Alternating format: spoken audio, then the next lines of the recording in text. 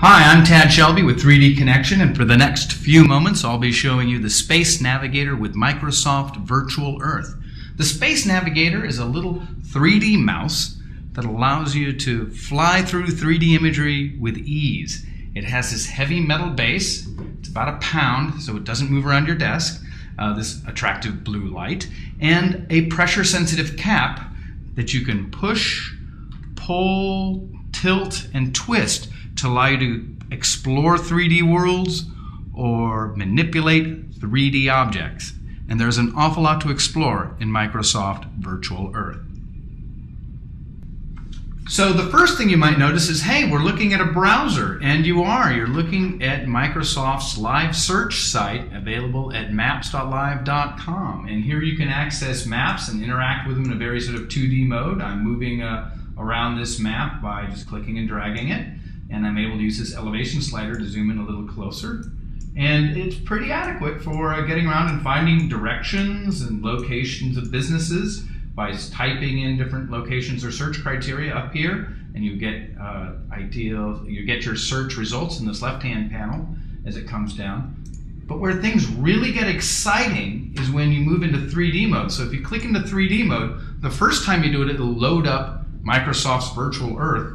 And here I can control how I view this imagery in Virtual Earth, either as the road, the aerial data, or a hybrid of both, which is preferred. And now I'm going to use the SpaceNavigator to control my view and actually fly through this imagery and explore it. So I'm able to push down and pull up as opposed to using the elevation slider.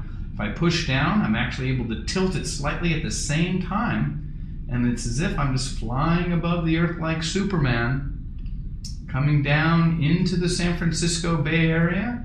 And it's an internet-based application, so it's streaming higher resolution data as I get closer and closer to the surface. Let's kind of bring it down a little bit more. It's a great way to sort of experience a 3D world as opposed to sort of clicking and dragging a lot. I think you'd all be surprised by the quality of the 3D imagery, the terrain data, and the aerial photography that's used in Microsoft Virtual Earth. They also have, as you see next to me, 3D buildings. So I'm able to come on down and sit right here at sea level and look across at the Marin Headlands, a very beautiful place to visit if you're ever in the Bay Area. Twist around and see the beautiful Golden Gate Bridge as it comes into our view. And explore San Francisco in a way that wouldn't be possible if I were just clicking and dragging and zooming in and out a lot, because it'd be too painful or tedious.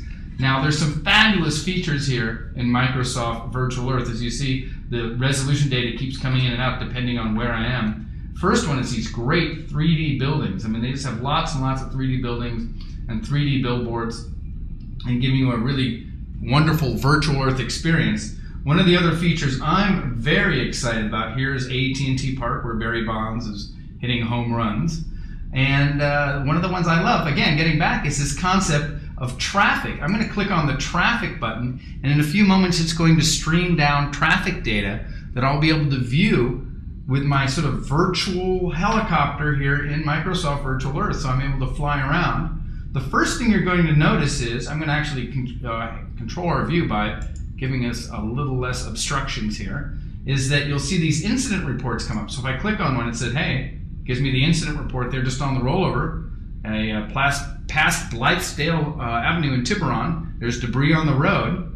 Now, I just find this fascinating because as you move around or draw back, you see you get lots of different incidents reports. You can be your own traffic reporter, one of those guys who flies around in a helicopter. As a matter of fact, I have a friend who does that for a living, and I can't wait to show it to him because I think he's either going to be really happy because he can now do his aerial traffic reports from his kitchen table, or he's going to be really upset because he's going to be out of a job because anybody can bump up into a browser and zoom around and do their own aerial traffic reports across as well. So in just a moment, we're going to see the actual traffic data jump in across the major highways. If you look here in the left-hand corner, we see the speed, the color indicators of 0 to 25 is red, 25 to 45 is miles per hour is yellow, and green is 45 miles an hour. So I'm able to fly around the Bay Area. Here I'm able to go up 880 and see, look, we have a A little bit of a traffic jam developing here on 880 in the East Bay.